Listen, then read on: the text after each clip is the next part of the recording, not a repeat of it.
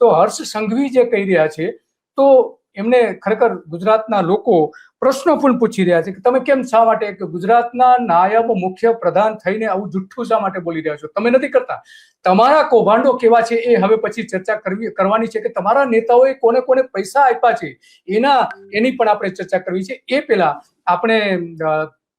એ પણ જાણી લઈએ કિરીટભાઈ પાસેથી કે કિરીટભાઈ આ જે પૈસા પકડાયા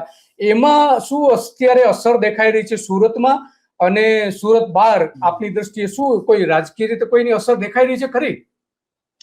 સાહેબ, પહેલા તો એક મહત્વની વાત એ છે કે જેવી રીતે આપણે એક નાના એવા ઉદાહરણથી એક વાતથી સમજીએ કે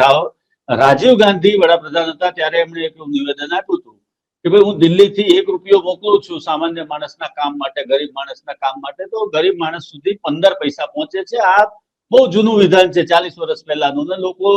એની ખૂબ વાત પણ કરતા રહેતા હોય છે કે ભાઈ 15 પૈસા જ પહોંચે છે સામાન્ય માણસ સુધી. તો હવે રાજ્યના નાયબ મુખ્યમંત્રી નિવેદન આપે છે